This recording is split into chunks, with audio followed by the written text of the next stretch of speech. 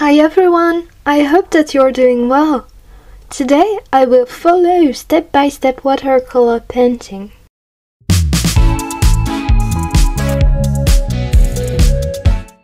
I'm preparing my paint when my cat jumps into my desk. He's still a kitten. His name's Sky. Yes, even in France we give English names to our animals, or to our babies. Anyway, let's try to focus on the painting. So it says, Step 1. Paint the sky with an ultramarine blue wash, leaving white paper to show through for clouds. Well, I missed the clouds. There's no white showing through the blue. I'm a beginner in watercolor and I don't know how to do so. And Sky is really interested on my water pots. It's so cute, but quite disturbing, and I'm afraid he makes a mess. So I bring him on his cat tree. He's fine here. Love you, kitty. Then they said to apply medium dilute gumboge to the walls, chimney, blind and roof. But look at this brush. I don't know if it is because I'm heavy-handed or because the brush is old, but it is a real challenge to work with it. It hurts me to see those bristles. I'll change my brush later. Then it says to go over the wall in the background and the chimney in a black and ultramarine blue wash. I think it brings a bit of depth to the painting. As you may notice, I messed up the chimney. I'll fix it later. Time to suggest the ties with an alizarin crimson wash.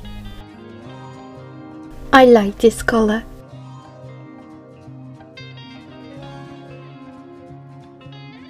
And I apply a mix of gumboge and burnt sienna to strengthen the color of the roof.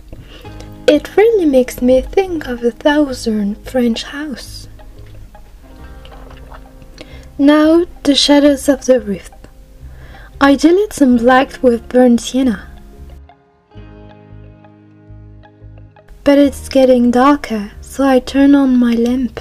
I'm sorry for you. I lighten the screen on editing so you can see what I'm doing.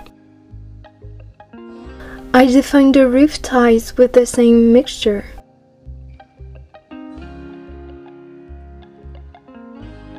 Now it says to paint the window and frame with a viridian and an ultramarine blue wash.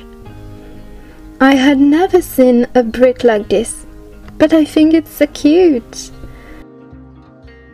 And then I paint the shutters in ultramarine blue and cobalt blue. Blue shutters are common in France, but mostly in the northwest, in Bretagne to be specific. It always makes me think of seaside houses. Then it says to suggest the shadows, and it was a real mess. I'll try to fix it later. I go over the walls of the house in dilute yellow ochre and burnt sienna. Easy step. And let's go add shadows again.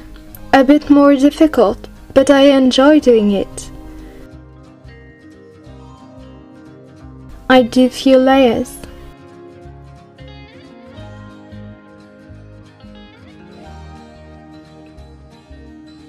And I add pure black to the door on the left as it said. To be honest with you, I barely recognize this shape as a door. I wait that the painting dries, and when I come back, who did this? Yes, it's Sky. I let him in, but I didn't record it. Look at his guilty face. Anyway, the instructions say to paint the greenery with patches of viridian and antioch green. Well, I don't know how to do so I do it my way. I add cadmium red vermilion for the flowers. And I try to define some leaves with a darker green.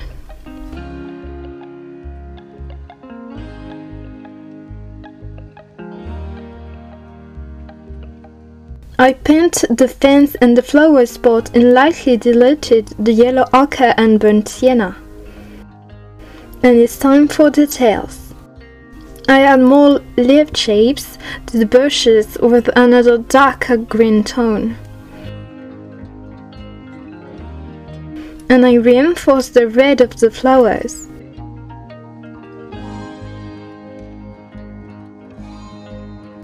I add some shadows.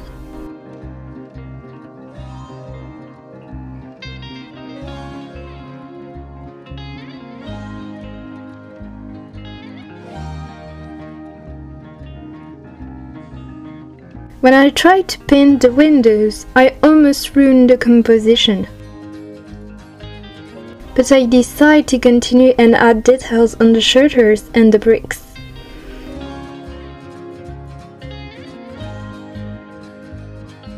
I fixed the chimney too. And I paint details all over the painting till I am satisfied. I tried to fix my windows, but better to stop here, I think.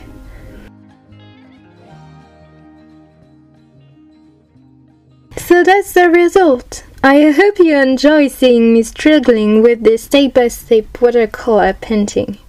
See you soon!